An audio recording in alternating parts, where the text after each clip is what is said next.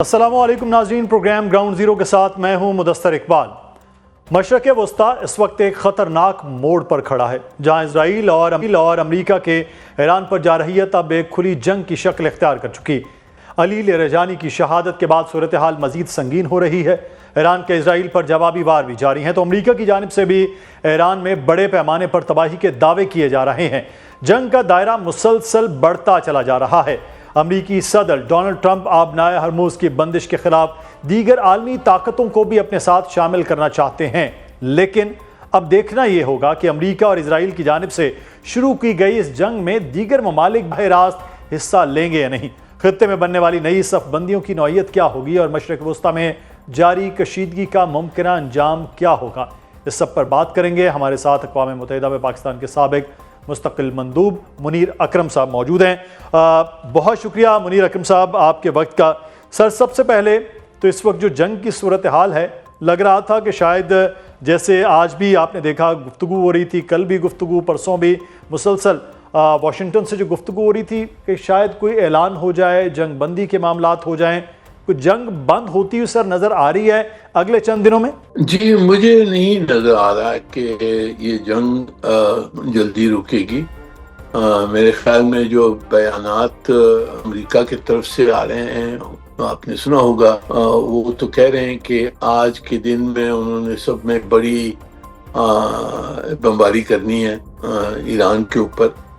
तो मेरे ख्याल में अमेरिका एक एस्केलेशन की तरफ अमेरिका और इजराइल जा रहे हैं और ये जंग कुछ अरसे तो जारी रहेगी। सही। तो सर, जंग का अंजाम मतलब अमेरिका की जो ख्वाहिश है, आप समझते हो, क्योंकि हमला अमेरिका और इजराइल ने किया, जंग का अंजाम किस जानिब है?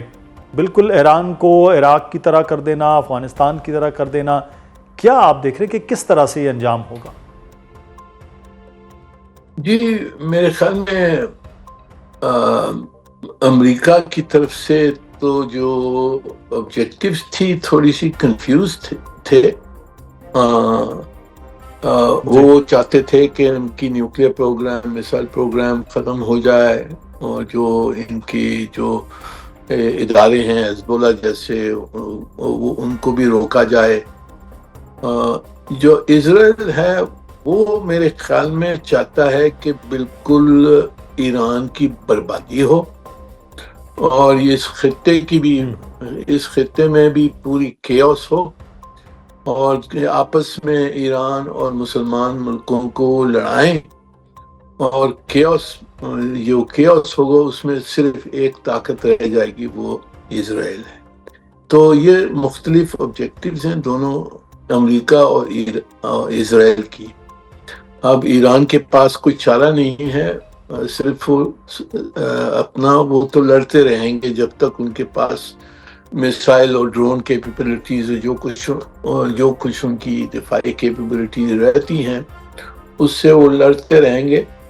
अब ये देखने की ज़रूरत होगी कि ये जंग कहाँ जाके बंद होती है, ईरान की कितनी तबाही होती है और उसके बाद में क्या हालात होते हैं जिसमें कुछ मुआहदा हो सके। अच्छा, एक चीज़ जो हमें देखने में आई कि इराक में जब हमला हुआ, अफ़गानिस्तान में हुआ, तो नेटो इत्तहादी थे अमेरिका के साथ ममालिक, लेकिन अब की बार सदर ट्रंप ने कहा भी, लेकिन उसके बावजूद वो ममालिक उस तरह से शामिल नहीं हुए। इसकी क्या बुनियादी वजह लग रही है इस जंग में कि उन ममालिक का शामिल ना होना? बरतानवी वज़ीर आज़म ने तो बड़ा क्लियरली इनकार कर दिया है, जापान का मौक़िफ़ भी आ गया, बाकी ममालिक भी। जी देखिए, ये हर एक ही जो मुल्क है, ये ज़्यादातर ये डेमोक्रेसीज हैं और उनको अपना जो उनकी पब्लिक ओपिनियन है उसको रिफ्लेक्ट करने की ज़रूरत होती है अपनी पॉलिसीज़ में। तो उनके ताल्लुकात तो बहुत गहरे हैं अमेरिका के साथ, तो इजराइल के साथ भी हैं, पर इस वक्त उनकी पब्लिक जो है वो देख रही है कि ये जंग एक नाजायज़ जंग थी, यूनिलैटरल थी, कोई ख़तरा ऐसा नहीं था, इमिनेंट थ्रेट कोई नहीं थी। तो इसलिए उन्होंने अपनी जो हुकूमतें हैं वो भी रुक गई हैं अपनी पब्लिक ओपिनियन की वजह से। तो सर, दूसरी जानिब ये भी बात की जा रही कि रूस सपोर्ट कर रहा है ईरान को। क्या वाकई रूस जो है वो ईरान के इत्तहादी के तौर पर वो कह रहे हैं कि बिल वास्ता या बिला वास्ता तौर पर कहीं ना कहीं आप समझते हैं कि है इस सारे अमल में? जी जरूर, मेरे ख्याल में देखिए,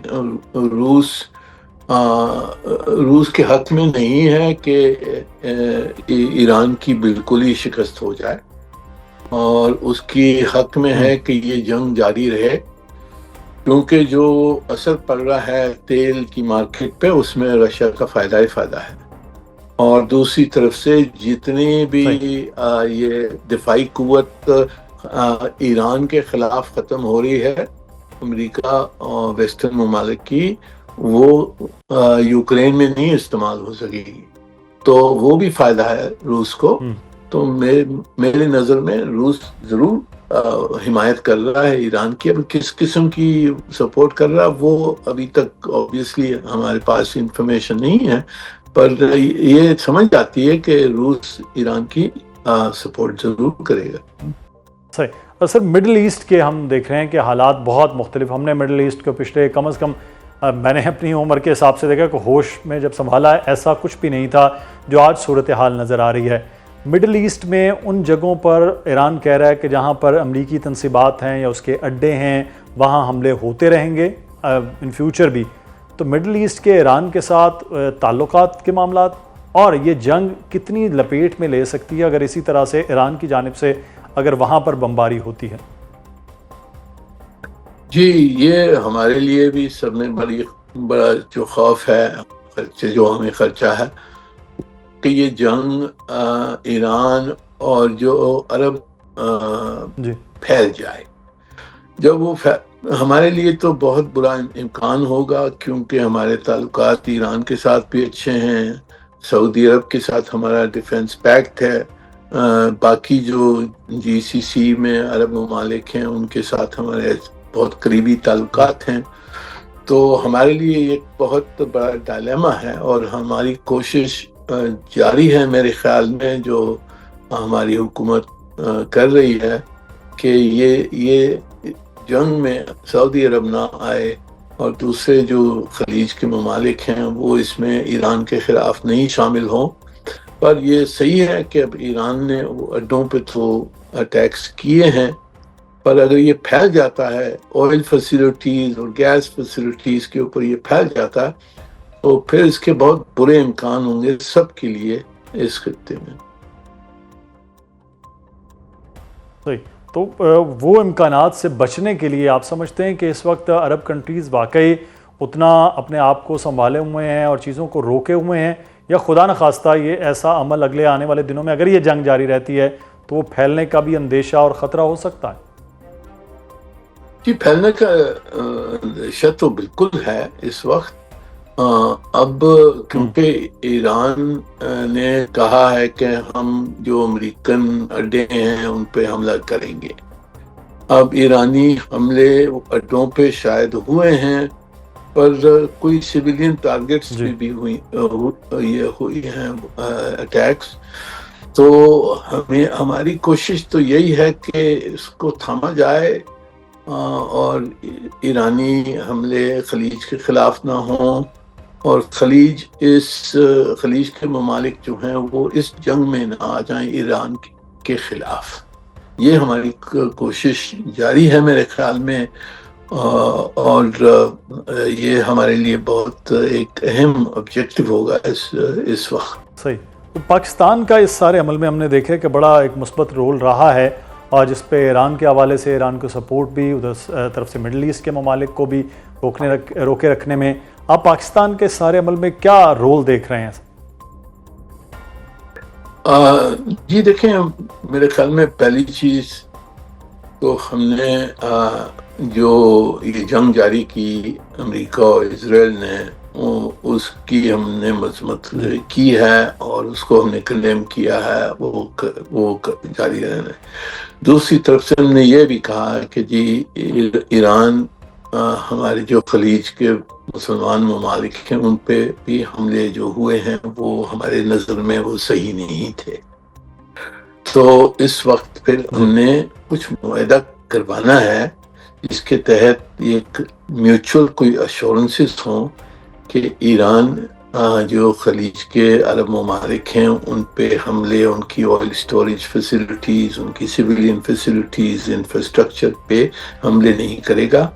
और दूसरी तरफ से जो खलीज के ममालिक हैं वो इस जंग में शामिल नहीं होंगे।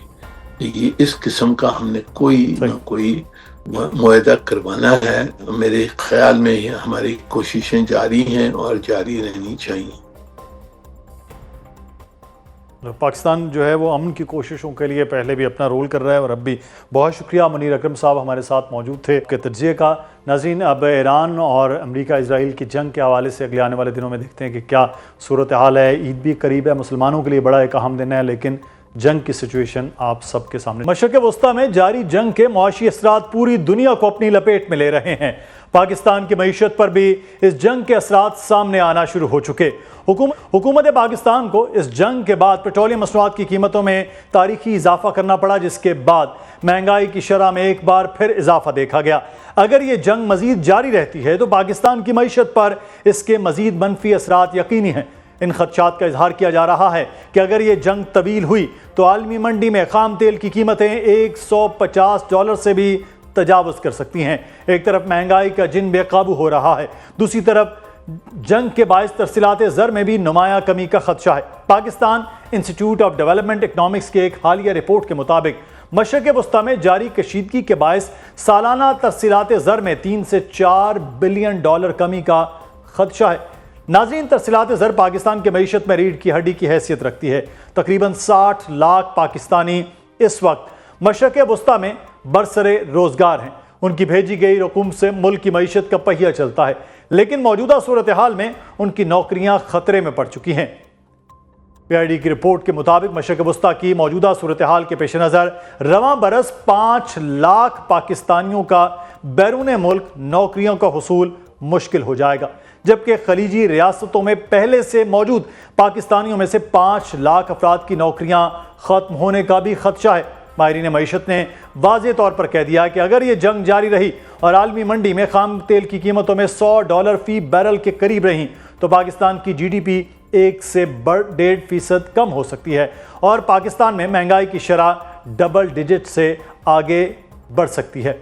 आलमी मंडी में खाम तेल की कीमतों में 10% इजाफे की सूरत में पाकिस्तान के इंपोर्ट बिल में $1.5 अरब तक का भी इजाफा हो सकता है। मशरक़ वस्ता में जारी जंग के आलमी मईशत पर क्या असरात मुरतब हो रहे हैं और पाकिस्तान को इन चैलेंजेस से निमटने के लिए क्या इकदाम करने होंगे, हम माहिर मुआशियात से बात करेंगे। सबसे पहले तो पाकिस्तान में जो सूरत हाल इस जंग के बाद तेल की कीमतों में डोमेस्टिकली क्या चेंज आ रहा है और एक आम आदमी के लिए क्या है, इस पर बात करेंगे डॉक्टर फारूक सलीम साहब से। और प्रोग्राम के अगले हिस्से में हम बात करेंगे आलमी तौर पर इसमें क्या तब्दीली आई है और आलमी तौर पर जो तब्दीली है और ख़ास तौर पर जो रेमिटेंस का मामला है और जो मौजूद पाकिस्तानी बाहर हैं उन पर क्या हो गए।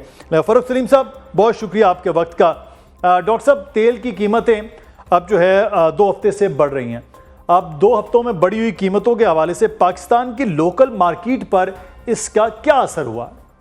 देखिए, 3 या 4 बहुत बड़े चैलेंजेस जो हैं वो सामने आने वाले हैं। पहला चैलेंज तो तेल के हवाले से जिसका आपने जिक्र किया। हर $5 का इजाफा जो होता है फी बैरल आलमी मंडियों में, उसका तकरीबन $550 मिलियन का पाकिस्तान में रहने वालों को टीका लगता है। तो यहाँ पे आप सोचिए तकरीबन $25-30 का अचानक इजाफा आ गया आलमी मंडी में। तो यहाँ पे मेरा एस्टिमेट ये है कि कोई $4 से $5 बिलियन दरकार होगा। $4 से $5 बिलियन का पाकिस्तानियों को टीका लगेगा। उसके बाद IMF के साथ कुछ मामला ठीक नहीं है। 2 हफ्ते के मुज़ाकरात के बगैर जो स्टाफ लेवल है वो बगैर साइन किए हुए जो है वो चले गए हैं। आज आपने सुना कि वो सऊदी डिफेंस मिनिस्टर के साथ जो मुसलमान ममालिक की एक मीटिंग थी, उस हवाले से ये है कि कोई $3 अरब का एक डिपॉजिट सऊदी अरेबिया ने स्टेट बैंक के पास रखा है, लेकिन उसमें कोई 72 घंटे का कॉल है। इसका मतलब ये है कि जब भी चाहे सऊदी अरेबिया पाकिस्तान को 72 घंटे का नोटिस दे के अपने $3 बिलियन जो है वो वापस डिमांड कर सकता है। और $1 अरब का यूरो बॉन्ड ईद के फौरन बाद जो है वो मैच्योर होने वाला है। तो मुझे बहुत बड़े चैलेंजेस नजर आ रहे हैं और उसका इम्पैक्ट जो है महंगाई के हवाले से पहले हमें हुकूमत बता रही थी जंग से पहले कि महंगाई की शरह जो है वो सिंगल डिजिट पे आ गई है। ज़रूर आ गई होगी कुछ 6-7% पे, लेकिन अब जो कुछ इक़दाम हुकूमत ने उठाए हैं, जो कुछ पाकिस्तान के गिरदोनवा में हो रहा है, मेरा खदशा ये है कि वो महंगाई की शरह जो है वो वापस कहीं डबल डिजिट पे जा रही है। सर, हुकूमती इक़दाम के हवाले से भी बात करते हैं, लेकिन एक डॉक्टर साहब आपके नंबर्स वगैरह के हवाले से बहुत चीज़ें होती हैं। मैं ये जानना चाह रहा हूँ कि रमज़ान मुबारक और ईद उल अज़हा, ये दो ऐसे इवेंट हैं पाकिस्तान में जिसमें बहुत ज़्यादा बाइंग भी होती है, बहुत ज़्यादा सेलिंग भी होती है। इस बार तेल की कीमतें बढ़ी हैं, यानी कि महंगाई भी बढ़ गई है। तो क्या ट्रेंड रहा है इस बार ख़रीदो फरोख्त के हवाले से? कि इस वक्त हुकूमत की अपनी जो रिपोर्ट सामने आई हैं house hold integrated economic survey के हवाले से, वो ये बता रही हैं कि तकरीबन 50% ख़ानदान पाकिस्तान में जो फैमिलीज रहती हैं, वो बिजली का बिल देने के बाद, गैस का बिल देने के बाद, बच्चों की फीस देने के बाद, घर का किराया देने के बाद उनकी क़ुव्वत ख़रीद तकरीबन ख़त्म हो जाती है। तो ये जो ईद का आप जिक्र कर रहे हैं, आप बिल्कुल दुरुस्त फरमा रहे हैं। साल में 2 पीरियड ऐसे आते हैं जिसमें पाकिस्तानी जो हैं वो बड़ी तादाद में अपनी सेविंग का इस्तेमाल करते हैं और बहुत खरीदो फरोख्त होती है। ख़ास तौर पे इस ईद में कपड़ों की खरीदो फरोख्त होती है, जूतों की खरीदो फरोख्त होती है। वो इस साल जैसे ही 55 रुपये पेट्रोल भी हुकूमत ने बढ़ा दिया, पाकिस्तानियों की क़ुव्वत ख़रीद जो है, जो उनकी जेब में वो 3-4 जो बड़े अखराजात हैं, जो लाजमी अखराजात हैं, उनका करने के बाद कुछ 65% बचता नहीं। तो मेरा खदशा ये है कि वो ईद की जो शॉपिंग है, जो साल की बड़ी शॉपिंग दिनों में से आती है, उसमें कम से कम तो 20 से 25% कमी आएगी। अच्छा डॉक्टर साहब, आम आदमी के समझने के लिए जानना चाहेंगे, अब पेट्रोलियम मसनूआत की कीमतों में इजाफा हुआ है तो ऑटो अब बिजली की कीमतों में इजाफा हो जाएगा। अब 200 या 300 यूनिट की बिजली इस्तेमाल करने वाला जो शख्स है, उसके बिजली के बिल में कितना इजाफा होगा?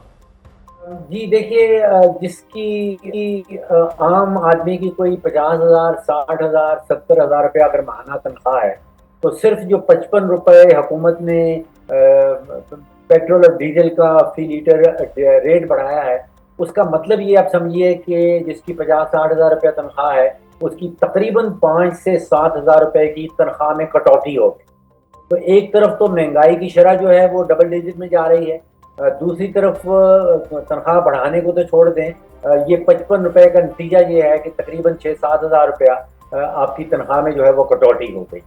अगर मोटरसाइकिल है, कोई 2 करोड़ और 70 लाख मोटरसाइकिल रजिस्टर्ड है पाकिस्तान में, और यकीन जानिए ये मोटरसाइकिल राइडर्स जो हैं, ये पाकिस्तान की मईशत की रीढ़ की हड्डी हैं। ये बड़ा काम करते हैं। आप सड़कों पे इनको देखते हैं, खुराक की मुंतकिली होती है, सब्जी और फिर दही मईशत का ये बहुत बड़ा हिस्सा है। ये जब जाएंगे पेट्रोल पंप में, इनका कम से कम 400-500 रुपया इजाफी चाहिए होगा अपना टैंक जो है वो फिल करवाने के लिए। बड़े मुश्किल वक्त मुझे लग रहा है जो आने वाला वक्त। अच्छा, एक चीज़ मैं आपसे जानना चाहूँगा, लोकल इंडस्ट्री के हवाले से बात करें। कुछ चीज़ें हैं जो हम अपने डोमेस्टिक यूज़ के लिए हैं, इसी तरह से कुछ चीज़ें एक्सपोर्ट के लिए हैं। जो लोकल इंडस्ट्री है उस पर कितना असर होगा इस सूरत हाल का, जो जंग के बाद महंगाई की सूरत में हो रही है या बेरोज़गारी की सूरत में होगी? देखिए, एक्सपोर्ट के कोई 2 या 3 बड़े प्रॉब्लम्स। एक प्रॉब्लम रवायती हमारा रहा है कि बिजली की कीमत बहुत ज़्यादा है, हमारे एक्सपोर्टर्स कम्पीट नहीं कर पाते। दूसरा प्रॉब्लम हमेशा से रहा है कि टैक्सेशन जो है उसका बोझ पाकिस्तानी कंपनियों के ऊपर बेतहाशा है। दुनिया में कहीं भी 50-55% जो है वो टैक्सेशन का बोझ कंपनियों पे नहीं होता। ये 2 तो रवायती रहे। अब ऊपर से ये जंग शुरू हो गई है। अब जो समुंदर के रास्ते हैं उनमें मुझे इत्तला मिल रही है कि काफ़ी रुकावटें हैं, और पिछले कोई 8-10 दिन से बहुत सारा सामान जो एक्सपोर्ट के लिए था वो एक्सपोर्ट हो नहीं पा रहा। तो एक्सपोर्ट्स में भी कमी का खदशा है। इम्पोर्ट्स जो हैं वो हमारी रवायती तौर पे एक्सपोर्ट से कहीं ज़्यादा होती हैं, तो वहाँ पे एक और जो हमारा बैलेंस ऑफ पेमेंट का जो खसारा है वो मज़ीद बढ़ता हुआ नज़र आ रहा है। उसका प्रेशर जो है वो हमारे रुपए के ऊपर आएगा इवेंचुअली, जिसका मतलब यह है कि रुपए की कीमत जो है वो डॉलर के सामने गिरने लगेगी, और जब रुपए की कीमत डॉलर के सामने गिरती है तो जितनी भी इंपोर्ट्स हम करते हैं उन सब की कीमत रुपए की मद में बढ़ जाती है। तो वो फिर आप सोचिए कि मजीद वो जो शरह है इन्फ्लेशन की उसके ऊपर उसका इम्पैक्ट आएगा। तो चारों तरफ से आप समझिए कि बहुत ही संजीदा किस्म के प्रॉब्लम्स हैं और इस वक्त हुकूमत पाकिस्तान को ये सोचना होगा कि उसने कम से कम जो 40-50% पाकिस्तान की आबादी ऑलरेडी शरह गुर्बत से नीचे रह रही है उसको किस तरह बचाना है। अब ये अपने शाही अखराजात से हट के फोकस उनको करना होगा कि वो खानदान जो मिट्टी का तेल इस्तेमाल करते हैं उनको किस तरह सब्सिडाइज करना है, जो फैमिलीज मोटरसाइकिल के ऊपर इसमें डॉक्टर साहब मैं यहाँ पे आपको कतई कलामी की माफी सब्सिडी देनी होगी। जो किसान जो है डॉक्टर साहब मैं यहाँ पे आपसे जानना चाह रहा हूँ, आप हुकूमत की बात कर रहे हैं, वज़ीर आज़म ने भी ऑस्टेरिटी मेजर्स के हवाले से बात की है और उन्होंने कहा कि 14 रखे हैं निकात ऑस्टेरिटी मेजर से, उससे फ़र्क नहीं पड़ेगा, कोई बेहतरी आ जाएगी सूरत हाल में? पेट्रोलियम में भी कुछ कमी की है, वर्क फ्रॉम होम भी मामला है, बहुत से लोगों की कुछ चीज़ें कट भी की हैं, कुछ तनख्वाहों की भी बात की है कि वो भी कटौती होगी।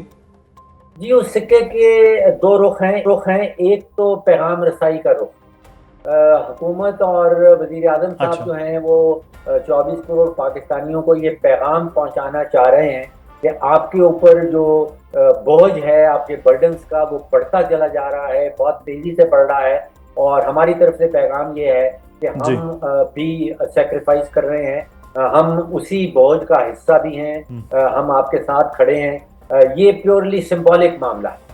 दूसरी तरफ उसी सिक्के का जो दूसरा रुख है, अगर आप उसको डॉलर और रुपयों में गिनना शुरू करें तो उसका कोई खास इम्पैक्ट नजर नहीं आता। अब अगर ऐलान किया जाता है कि 2 महीने की काबीना जो है वो अपनी तनख्वाह दे देगी तो वो 2 महीने के ऊपर तकरीबन 2.5 से 3 करोड़ रुपए का फर्क पड़ जाएगा। ऐलान किया जाता है कि 50% जो है वो पार्लियामेंटेरियंस अपनी तनख्वाह जमा करवाएंगे या वो नहीं लेंगे, उससे तकरीबन 20 से 25 करोड़ रुपए का फर्क पड़ जाता है। ये कहा जाता है कि 2 दिन की तनख्वाह जो ग्रेड 20 के अफसरान हैं वहाँ पे कहीं 5-6 करोड़ रुपए का फर्क पड़ जाता है।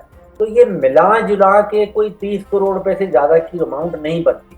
और दूसरी तरफ ये है कि जो हुकूमत की जो 85,500 गाड़ियां चला रहे हैं उनमें रोजाना की बुनियाद पे सिर्फ 30 करोड़ रुपए का पेट्रोल डल जाए। ये तो बड़ी अजीबोगरीब आपने बात कर दी है कि रोज़ाना जो है वो उतना जितना पैसे बचाए जा रहे हैं तनख्वाहों की मद में, उतना रोज़ाना हुकूमती गाड़ियों का पेट्रोल जो है वो सिर्फ जल जाता है।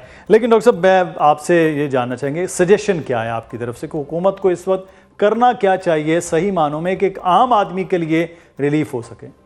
देखिए पहली बात तो यह है कि जंग से पहली भी हमारे हालात तो कुछ अच्छे नहीं। अब एक बहाना मिल जाता है कि अपनी कमजोरियां जो हैं, अपने फेलियर्स जो हैं वो जंग पे डाल दी जाए कि भाई जंग शुरू हो गई तो फिर हमारे यहाँ ये प्रॉब्लम आ गए। देखिए मैंने आपसे अर्ज की, मेरे जहन में जो पाकिस्तानी खानदान जो मिट्टी का तेल इस्तेमाल करते हैं वो गरीब तबकात हैं, मिडिल क्लास तबकात हैं। यहाँ पे हुकूमत को सोचना चाहिए कि किसी किस्म के डिजिटल राशन कार्ड, दुनिया भर में ये बांग्लादेश में बहुत पॉपुलर स्कीम रही है कि मिट्टी का तेल इस्तेमाल करने वालों को सब्सिडी दी जाए, कोई डिजिटल राशन कार्ड इशू कर दिया जाए। हमारे यहाँ पाकिस्तान की हुकूमत के पास एक बड़ा एडवांटेज ये है कि BISP का एक बहुत ही बड़ा और बहुत ही एक रिलायबल और क्रेडिबल डेटाबेस हमारे पास मौजूद है कि कौन से खानदान हैं जो BISP के साथ रजिस्टर्ड हैं, वो कम आमदन वाले हैं, उनको मिट्टी के तेल में किस तरह सब्सिडी दी जा सकती है। इसी तरह मैंने आपसे बताया कि कोई 2 करोड़ 70 लाख मोटरसाइकिल जो रजिस्टर्ड हैं पाकिस्तान में, इनके ऊपर इंडोनेशिया में एक बहुत पॉपुलर मॉडल है जो सिर्फ फोकस्ड है मोटरसाइकिलिस्ट के ऊपर, उनको वो सब्सिडी देता है पेट्रोल के हवाले से। अगर PSO के साथ जो हुकूमत का अपना एक इदारा है उसके साथ BISP को मिला के उनको 200 रुपये फी लीटर अगर पेट्रोल दिया जाए, यानी कि सब्सिडाइज पेट्रोल है, वो एक बड़ी वो मराकश में बड़ी कामयाबी से ये स्कीम चली है, उर्दन में ये स्कीम बड़ी कामयाबी से चली है। फिर ट्यूबवेल जो हैं दही इकोनॉमी के लिए वो डीजल इस्तेमाल करते हैं। अगर ख़ास तौर पे एक डायरेक्टेड कोई टारगेटेड सब्सिडी हुकूमत शुरू करे ट्यूबवेल्स के लिए, ये 3 या 4 चीज़ें हैं जो आजमाई हुई चीज़ें हैं दुनिया भर के ममालिक में। उनको आसानी से सही। कॉपी किया जा सकता है पाकिस्तान। चलेंगे, अगर इसी चीज़ के ऊपर अगर काम किया जाए तो मेरा ख्याल है एक आम आदमी के लिए वो बहुत बेहतर होगा अगर ये टारगेटेड किस्म की सब्सिडी दी जाए। बहुत शुक्रिया डॉक्टर फ़ारूक सलीम साहब हमारे साथ मौजूद थे। अब देखना है कि हुकूमत इस तमाम तर मामलात पे किस तरह से आगे बढ़ती। जंग है आलमी तौर पर नज़र आ रही है अमरीका ईरान की, और मिडल ईस्ट पूरी तरह से मुतासर है। उस पर पाकिस्तान में मुआशी तौर पर क्या असरात होंगे, लेकिन उसके साथ साथ अब हम इस सेगमेंट में बात करेंगे कि जो इंटरनेशनल इम्पैक्ट होगा और ख़ास तौर पर मिडल ईस्ट के हवाले से, तेल की कीमतों के हवाले से, उसमें पाकिस्तान कहाँ होगा और जो डिपेंडेंसी है वो कहाँ जाकर रुकेगी। हमारे साथ इस वक्त मौजूद हैं माहिर माशियात डॉक्टर आबिद सुलहरी साहब। बहुत शुक्रिया डॉक्टर साहब आपके वक्त का। सर, इस जंग के ग्लोबल जो असरात हो रहे हैं, पाकिस्तान अगर हम ग्लोबली उसको जोड़ें तो वो किस तरह से मुतासर होगा अगर ये मज़ीद जंग जारी रहती है तो?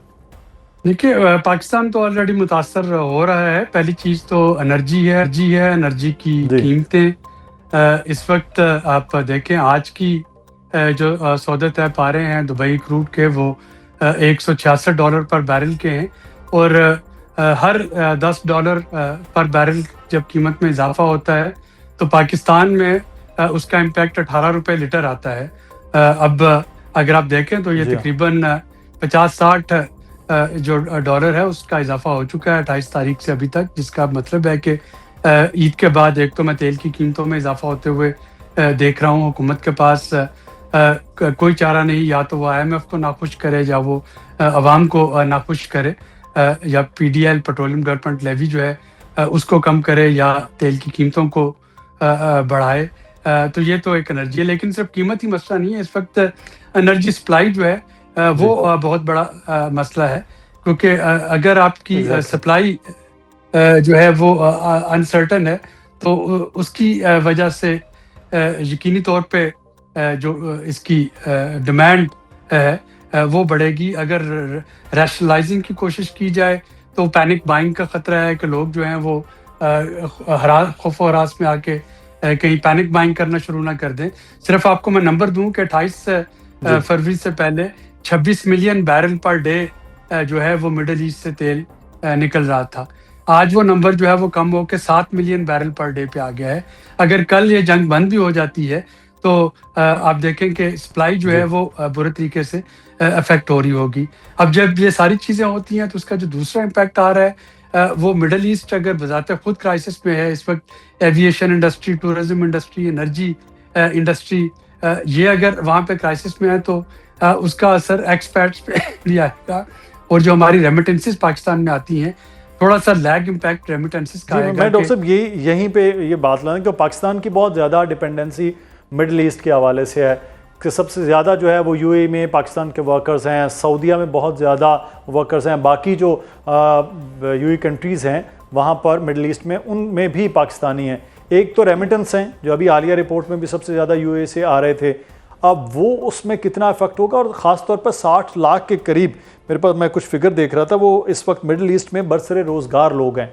दो सवाल यहाँ पे हैं, एक तो हर साल तकरीबन 4 से 5 लाख वहाँ लोग जाते हैं अपनी रोज़गार के लिए, दूसरा ये कि अगर वहाँ चीज़ें बंद होती हैं तो फिर एक बहुत बड़ा चंक है जो वापस आ सकता है। ये कितना असर करेगा पाकिस्तान की मईशत में?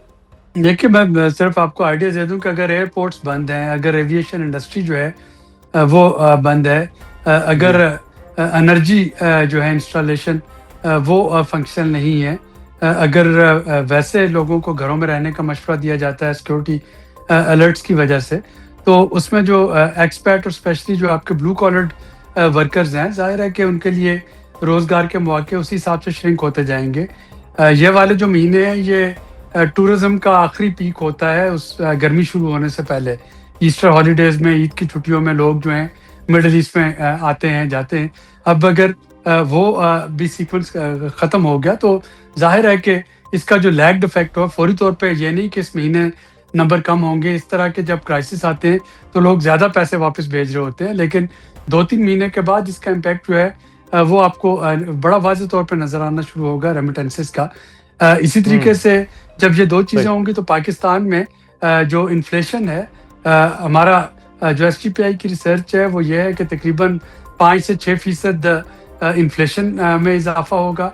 अगर इन्फ्लेशन में इजाफा होता है, पेट्रोलियम की कीमत में इजाफा करना पड़ता है, तो इंटरेस्ट रेट स्टेट बैंक को बढ़ाना पड़ेगा, और ये तीनों चीज़ें मिलके इकॉनमी को मज़ीद ये स्ट्रैंगल करेंगी। एक और चीज़ जो कि खरीफ की फसल की बुआई से पहले जिसका खर्चा है वो फर्टिलाइज़र का है। देखिए, फर्टिलाइज़र बनाने के लिए आपको गैस चाहिए, और अगर गैस की सप्लाई नहीं होगी तो आपको गैस जो है, अब आप फर्टिलाइज़र प्लांट को देंगे या पावर प्लांट को देंगे या आप कंज्यूमर को देंगे, डोमेस्टिक कंज्यूमर को, तो वहाँ पे एक इशू आएगा फर्टिलाइज़र की कीमतों का। ईरान फर्टिलाइज़र का एक मेजर सोर्स था, कतरी एलएनजी फर्टिलाइज़र की एक रॉ प्रोडक्ट के हवाले से एक मेजर सोर्स था, और वहाँ पे वो हमारी रूरल और अर्बन इकोनॉमी दोनों को इम्पैक्ट कर सकता है। और सबसे बड़ा ये है कि अगर ये खुदा न खास्ता जो अमेरिका इजराइल ईरान जंग की बजाय अगर ये ईरान अरब जंग में जो है ये कन्वर्ट होती है, तो फिर पाकिस्तान के जैसे ममालिक जो कि दोनों फ्री कैन से जिनके बहुत अच्छे ताल्लुकात हैं, हम एक मुश्किल डिप्लोमेटिक सूरत हाल में आ जाएंगे। अपॉर्चुनिटी भी है कि हम शायद वहाँ पे मेडिएशन का रोल प्ले कर सकें, लेकिन ये एक पोटेंशियली मुश्किल सिचुएशन भी बन सकती है। इसी सारे तनाजुर में डॉक्टर साहब एक बड़ा इम्पॉर्टेंट मैं जो खबर देख रहा था वो था आईएमएफ के साथ।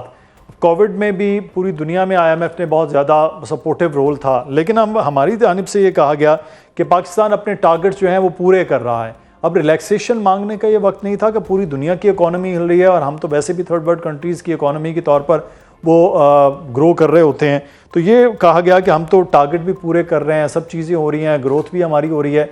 ये जो गवर्नमेंट का रोल था, ये आपको कुछ समझ आया कि ये क्यों किया गया? देखिए, तीसरा जो रिव्यू मिशन था वो अधूरा रहा, वो मुकम्मल नहीं हो सका, क्योंकि आईएमएफ प्रिसाइजली इस वक्त ये जो खत्ते की बदलती हुई सूरत हाल थी, जंग के असरात पाकिस्तान पे, उनको देखना चाह रहा है। ये जो आईएमएफ का ये वाला मिशन है, ये समझिए कि ये आपका गाइडिंग प्रिंसिपल तय करेगा कि अगले माली साल का बजट कैसा होगा, उसमें किन चीज़ों पे रेवेन्यू टैक्स लगेगा ताकि रेवेन्यू बढ़ सके, कहाँ पे हुकूमत जो है वो किन चीज़ों पे उसको स्पेंडिंग करना होगी, जैसे सोशल प्रोटेक्शन पे। और ये चूँकि डेवलपिंग स्टोरी है, खित्ते की बदलती हुई सूरत हाल, लिहाजा आईएमएफ भी इसका वेट एंड सी कर रहा है कि देखा जाए कि पाकिस्तान पे एग्जैक्टिव्स का इम्पैक्ट जो है वो किस तरह का आता है। क्या इस वक्त जो पेट्रोल है उस पर 125 रुपये तो 105 रुपये तो लेवी है, उसके अलावा 35 रुपये जो है वो आप ड्यूटी ले रहे हैं, 2.5 रुपये कार्बन टैक्स ले रहे हैं। तो क्या अगर कीमतें मज़ीद बढ़ती हैं तो क्या ये ड्यूटीज़ और ये लेवीज़ ले पाएंगे, नहीं ले पाएंगे, उस पर आईएमएफ के साथ किस तरह का नेगोशिएशन करना है। दूसरी, इस वक्त हमें foreign council for common interest की मीटिंग बुलानी चाहिए ताकि हम जो सूबे और वफाक मिल के कम अज़ कम कोई 1000 अरब रुपए का एक फ़ंड बना सकें, जो कि आने वाले चंद महीनों में एनर्जी और इस क्राइसिस से निपटने के लिए हो। और इसके लिए फौरी तौर पे हमें जो डेवलपमेंट के जो प्रोजेक्ट हैं उनको फ्रीज करना पड़ेगा ताकि हम फर्दर स्पेंडिंग ना करें। जाहिर है, अगर हमें आईएमएफ से कोई रिलैक्सेशन रेवेन्यू पे चाहिए, टैक्सेस पे चाहिए, तो फिर आईएमएफ कहेगा कि अपना खर्चा कम करें, और उस खर्चे को आखिरी 3 महीनों में अब कम करने का यही तरीका है कि सूबों को एतमाद में लिया जाए और वहाँ पे एडीपी जो है, एनुअल डेवलपमेंट प्लान में जो इंफ्रास्ट्रक्चर कुछ प्रोजेक्ट्स हैं उनको फ्रीज किया जाए। तो ये कुछ इमरजेंसी मेजर्स इस वक्त लेना पड़ेंगे हमें इस जो क्रूशियल और वोलेटाइल सिचुएशन से निपटने के लिए। सही, बहुत शुक्रिया डॉक्टर आबिद सुलेहरी साहब, आप हमारे साथ मौजूद थे। अब ये कि हुकूमत किस तरह के जो मामलात हैं उनको कंट्रोल करती है और किस तरह से प्रिकॉशनरी मेजर्स वो लेती है, लेकिन इंटरनेशनली जो इम्पैक्ट आ रहा है पाकिस्तान की मईशत पर और ख़ास तौर पर अगले आने वाले दिनों में जो आईएमएफ के साथ बैठकर पाकिस्तान ने बात करनी है, उस पे असरात पाकिस्तान के एक आम आदमी पर वो ज़रूर पड़ते नज़र आएंगे। दुआ कीजिए कि अब ईद उल फितर जो है उसका आगाज़ कल होने जा रहा है, तो उसके लिए लोगों का कम अज़ कम ये अमन और सलामती के लिए हर दिन और हर रात गुजरे। अपना ख्याल रखिएगा नाज़रीन।